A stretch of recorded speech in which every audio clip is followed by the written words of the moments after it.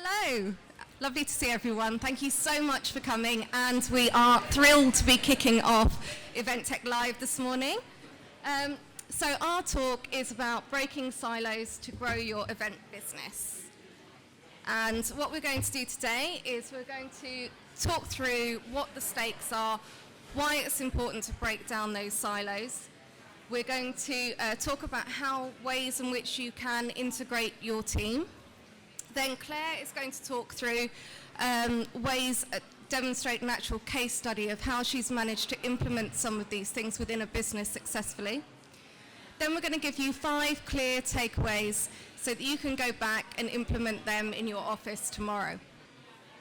We're going to have 5 minutes for questions, so as Lorraine just explained, please do be thinking of your questions throughout, and we'll do our best to answer them at the end. And if we can't get through everything, we're just over there on stand 3103, so please do come and see us. So this talk is aimed mostly at event directors, business leaders, people who can actually take ownership of leading the team. But if you're not leading a team, there are still some nuggets in here that you can take back and influence within your environment. So we're going to focus mainly on content, marketing, and sales, and obviously recognize that there is PR and ops as well, but due to the time constraints, that's what we're going to focus on today. And we're mostly talking about exhibitions, but again, a lot of what we're talking about can be relevant to conferencing as well. So, who are we? We are Tembo. We are an event support agency. We've been around for 5 years now. We specialize in solving all of your problems in marketing, content, and PR. And we're here today to kind of demonstrate how we can support you going forward. So, this is me. I'm Kate Disley. It does help to forget my name, right? Kate Disley. And I'm Managing Director and Founder of Tembo. So I've been in the industry for 20 years now. I've got a lot of experience, mostly from UBM and from Essential. And now I'm going to hand you over to my colleague Claire, who's going to tell you a bit about her background. Hi. So I'm Claire Tulloch. I've got 20 years experience in conferences and exhibitions, running lots of different content teams. I've been with Tembo for 6 months, and I'm looking to expand Tembo into connecting event companies with freelance conference producers, and we're also looking to offer consultancy services to event companies too. Right, so, works so well. So why are we here today? So these are the stakes that we believe that silos are killers to your business success.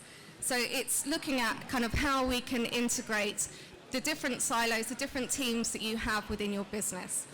Now, I believe that the event business is unique in that we have very strong divisions of marketing, sales, and content, PR and ops as well, and everybody can go about their merry business and deliver the event. But that's not the best way to do things, and we all know what happens when the pressure is on. So when the pressure comes down, what we can often see in the business is things start to fall apart. People get overly stressed, and either that can lead to mental health issues, sickness, and ultimately people leaving the business at your most critical time. So this is why we need to really work and think about it. So I'm sure all of you can recognize potentially somewhere yourself, somewhere in that situation. So when the pressure comes down, you will ultimately kind of retreat into your different teams. There may be a little bit of resentment, people feel unappreciated, everybody's at each other's throats. And what happens is you might get through the event, but it's by the skin of your teeth, and it's not necessarily the most successful that you can make your business. So, how do we get everyone pulling in the same direction? Because that is the key.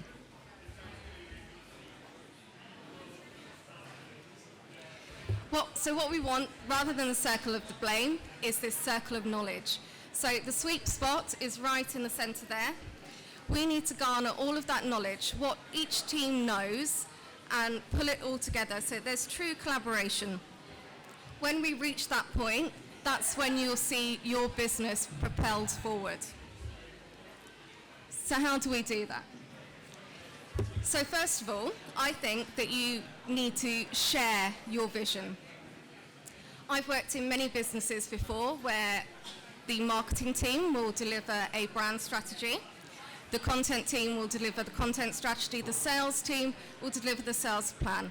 Now, I'm not saying that there isn't an event strategy, but often that doesn't actually get filtered through to the people working below in the teams. And it's really important that you bring everybody on board and make it clear what the destination point is for everyone. So please do have an event plan that pulls everything together. Make sure that you are clear in what the objectives are, what direction is everyone going in, and please do put a number on that where possible. Then, within that, make sure that everybody has their own number. They can go off, they can create the plan that is going to help propel you all forward to that destination. I also believe that one of the most helpful things is very simply to have it on one document. So if you have one overview of what's going on, it's a timeline, it's what everybody's deliverables are and everybody's targets in one place on one Gantt chart so everybody can see how it all pulls together in one place. I do love a Gantt chart. They're not that difficult to put together, and if you're not sure how to do it yourself, someone in your marketing team will definitely know how to put that together. So once you've got that set up, make sure that you've also planned your contingency in right at the beginning. So we all say every year the same bad things not going to happen. We prepared for it. We just aren't going to make the same mistakes. But always, there will be an issue. There will be something. We'll be 20% behind on pre-reg, and then we just won't be in a position to counter that. So what I suggest is that you plan your contingency right at the beginning, that you know where you're going to get the money from, that you know who you're going to go to help support you. So make sure that you are identifying where all your revenue opportunities are, so that ops have a revenue stream or revenue that they are supposed to be generating for you, marketing, content. Everybody should be generating revenue for you, and they can do within your areas. Please do have event meetings. I know that these have dropped by the wayside in a lot of businesses these days. But we're part of the events industry. We know the power of bringing people together. It's really, really important, and they may be dull, but then that's down to you to look at different ways that you can make them exciting and also use them as an opportunity to gather ideas and input. And also make sure that you are looking at that plan over and over again every week. If it needs to be changed, change the plan. It's not stuck in stone. A plan is only useful as long as it is helping you.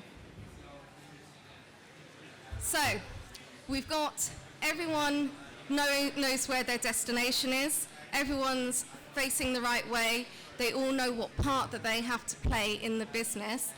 The best way to add power to that now is to focus on your audience. So I believe that the most successful businesses, most successful event businesses understand their audience, and at a deeper level are part of their audience. They understand their community. So all your teams should be involved in persona and focus groups so that they have that direct contact with the audience. They can learn from them and understand them. They can then garner this knowledge, this information, and at all their different touch points, they can then be expressing, demonstrating their knowledge. So whether that be marketing in all the marketing comms, or content when they're speaking to speakers, or sales when they're trying to sell something, everybody demonstrates that they understand the community in which they are working. And what I really feel is important is sharing the stories of our exhibitors and visitors and speakers as well. So when you are garnering all of this information, let's make sure that we are sharing it. We're reflecting back into the industry and they're reflecting back at us. And what we'll find is that in the end, we become the centre of that community.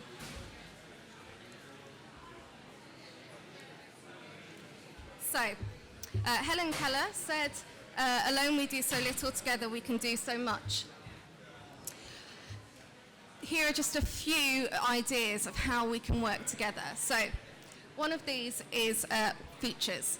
So I'm a big believer in features. I think they're a great aspect of any event, any expo. I don't think that they should be a second thought. And here's a great opportunity to get all your teams working together. So you can have sales, selling, sponsorship on it, and please do always treat it as something that can actually be profit-making, just not cleaning its face. On the visitor side, it gives marketing another hook and lots to talk about. And on content, with content, it allows them to provide and demonstrate what they know about the audience and give something back.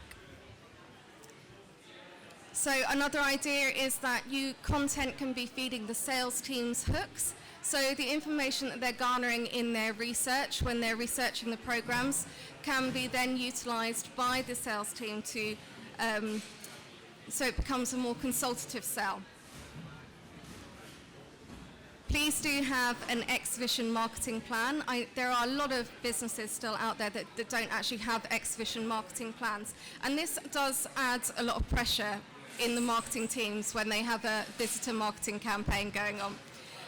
And you know, I'm a marketer, so I've been there at 2 weeks out when, you know, we're 15% behind on pre-reg and the sales team need another 2 sales emails to go out.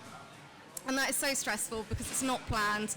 We've got to take our eye off the ball and do something that we haven't planned for. So again, it's coming back to planning, making sure everything is thought about up front. So make sure that your marketing team have a lead target and that they have targets on the quality of those leads.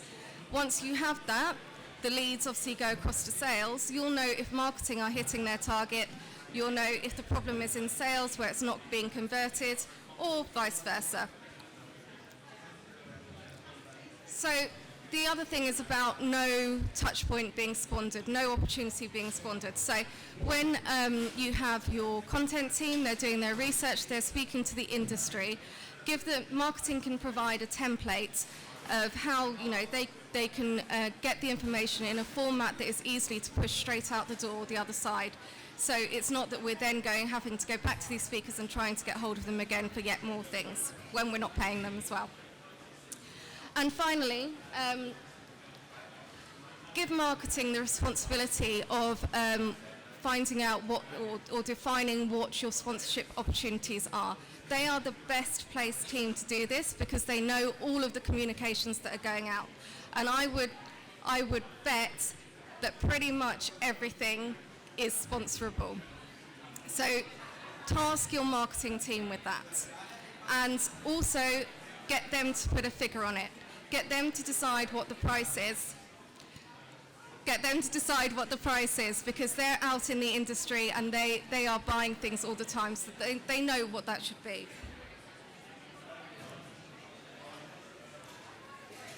I'm now going to hand you over to Claire, who's going to talk you through a case study to demonstrate some of this.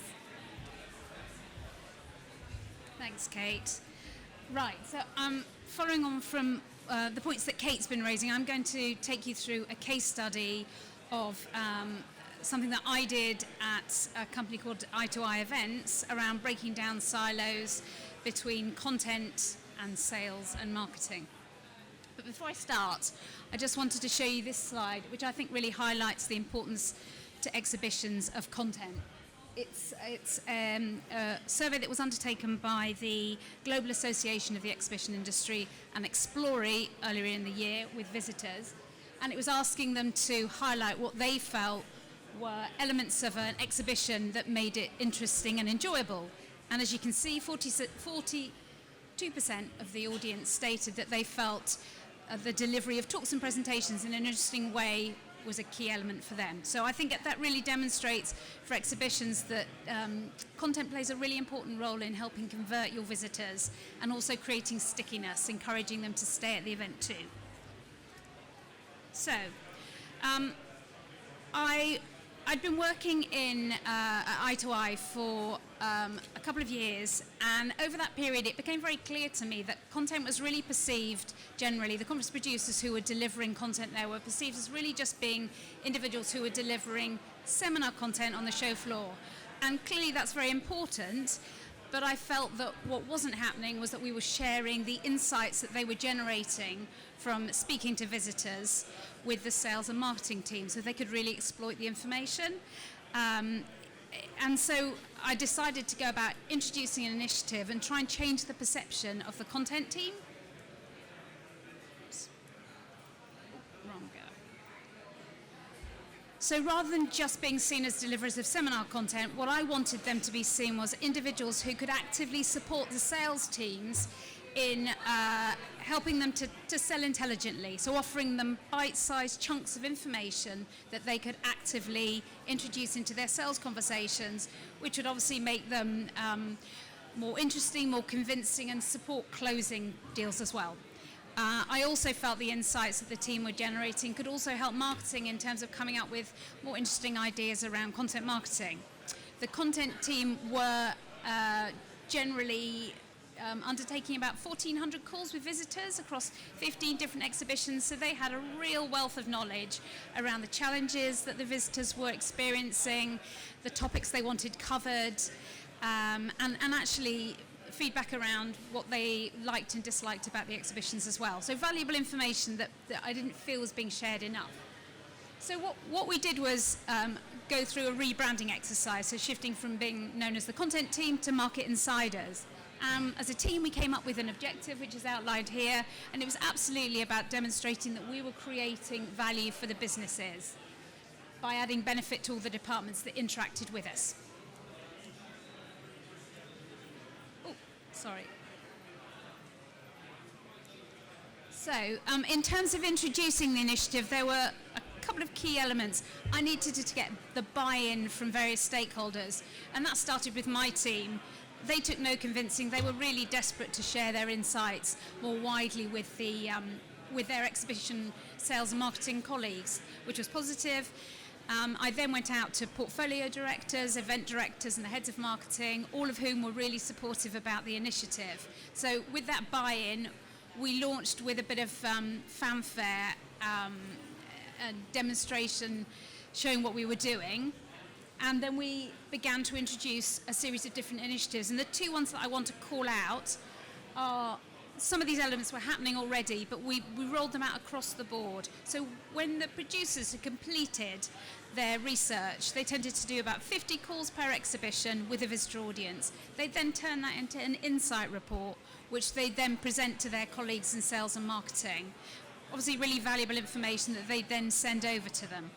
The other thing that we started to do was we used the internal company intranet chatter to share nuggets of information, generally on a daily basis. So that might be speaker updates, it might be market industry information, all sorts of really valuable pieces of information. And we tagged it all with Hook of the Day so that people could see that that was relevant to them. So this is another example. We did newsletters, which we distributed on a monthly basis with nuggets of information. And then finally, just in terms of the types of things that were successful, the things I'd like to call out are, in terms of introducing something like this, you absolutely need the support of your colleagues and the stakeholders involved to make it a success. We absolutely saw that it supported visitor conversion. We saw an increase in the attendees to content at the exhibition increased by 2%. We saw revenue generation for content-related sponsorship increased by 5% year on year. And it definitely had many examples of how the liaison, particularly between sales, between marketing and content, supported driving community engagement on a 365 basis.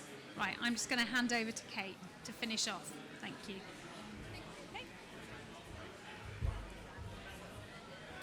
Right, so as promised, we have our 5 takeaways from today.